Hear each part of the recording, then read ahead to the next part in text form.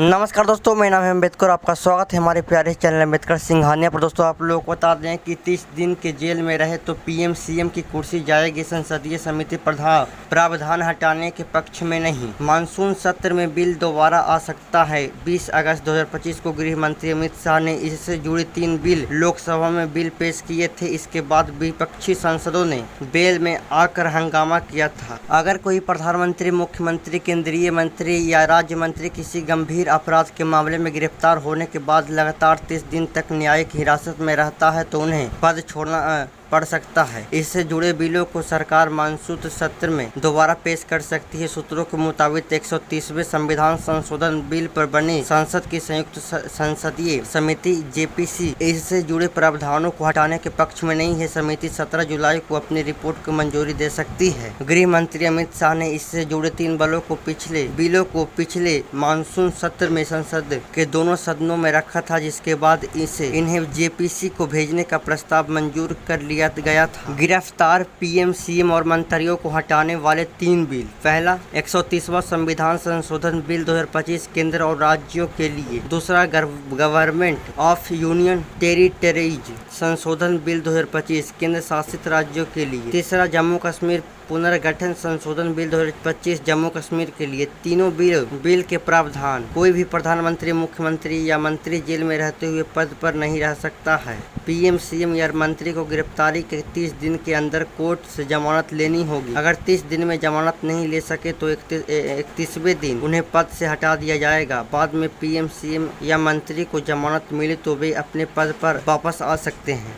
इस प्रस्तावित कानून से जुड़े सवालों के जवाब। पहला मामला क्या है? 130वें संविधान संशोधन विधेयक में प्रधानमंत्री, मुख्यमंत्री और मंत्रियों को गिरफ्तारी से जुड़े प्रावधानों को लेकर संसद की संयुक्त संसदीय समिति जेपीसी अपनी रिपोर्ट को 17 जुलाई को मंजूरी दे सकती है। दूसरा सवाल, 130वें संविधान संशोधन विधेयक में प्रस्तावित कानून आखिर कहता क्या है? 130वें संविधान संशोधन विधेयक के मुताबिक अगर प्रधानमंत्री, मुख्यमंत्री, केंद्रीय मंत्री या राज्य मंत्री किसी गंभीर अपराध जिसमें 5 साल या उससे ज्यादा की सजा का प्रावधान है के मामले में गिरफ्तार होकर लगातार 30 दिन तक न्यायिक हिरासत में रहते हैं तो उन्हें पद छोड़ना पड़ सकता है। तीसरा, क्या सिर्फ गिरफ्तारी होते ही पद छीन लिया जाएगा? नहीं, सिर्फ गिरफ्तारी से पद नहीं जाएगा। प्रस्तावित प्रावधान तभी लागू होगा जब व्यक्ति लगातार 30 दिन तक न्यायिक हिरासत में रहे। चौथा, क्या हर मामले में लागू होगा? नहीं, यह केवल उन मामलों में लागू होगा जिनमें 5 साल या उससे अधिक की सजा का प्रावधान है। छोटे अपराध इसके दायरे में नहीं होंगे। पांचवा, सरकार इस कानून की जरूरत क्यों बता रही है? सरकार का कहना है कि इससे सार्वजनिक जीवन में जवाबदेही बढ़ेगी। उनका तर्क है कि गंभीर आरोपों में लंबे समय तक जेल में रहने वाला व्यक्ति मंत्री पद पर बना रहे, यह लोकतांत्रिक नैतिकता के खिलाफ है। छठा, विपक्ष विरोध क्यों कर रहा है? विपक्ष का कहना है कि जांच एजेंसियों का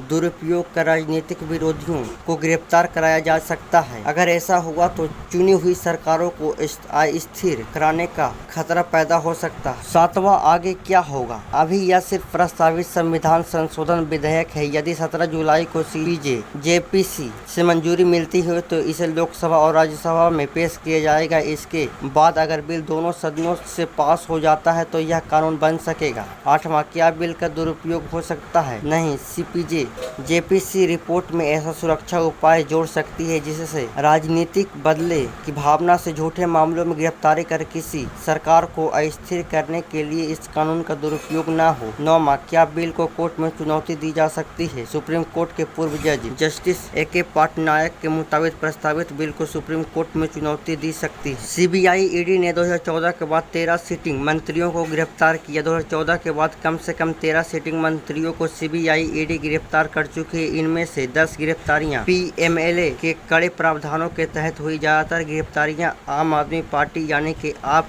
शासित दिल्ली और टीएमसी शासित पश्चिम बंगाल में हुई। किसी भाजपाई मंत्री की गिरफ्तारी नहीं हुई है। सिर्फ उत्तर प्रदेश के मंत्री राकेश सचान को अवैध हथियार के मामले में 1 वर्ष की सजा हुई, वह जमानत के बाद पर बने रहे। केजरीवाल ने गिरफ्तारी के 6 महीने बाद भी इस्तीफा नहीं दिया। 3 केस से समझिए पूरे मामले को। अरविंद केजरीवाल पहली बार 21 मार्च को 10 मई 2024 तक और दूसरी बार 2 जून 2024 से 13 सितंबर 2024 तक तिहाड़ जेल में बंद रहे। उन्होंने 17 सितंबर को दिल्ली के सीएम पद से इस्तीफा दे दिया था। केंद्र सरकार का मानना है कि ये तीनों बिल लोकतंत्र और अनुशासन की खास मजबूत करेगा। अब तक संविधान के तहत केवल दोषी ठहराए गए जनप्रतिनिधियों को ही पद से हटाया जा सकता था। मौजूदा कानूनों में संवैधानिक पद पर बैठे नेताओं को हटाने को लेकर स्पष्ट व्यवस्था नहीं है। इसके लेकर कानून और सियासी विवाद होते रहे हैं। दिल्ली के तत्कालिक सीएम अरविंद केजरीवाल शराब नीति केस में ईडी की गिरफ्तारी के बाद भी पद पर रहे थे। जमानत के बाद उन्होंने इस्तीफा दिया था। तमिलनाडु के मंत्री सेंथिल बालाजी भी 241 दिन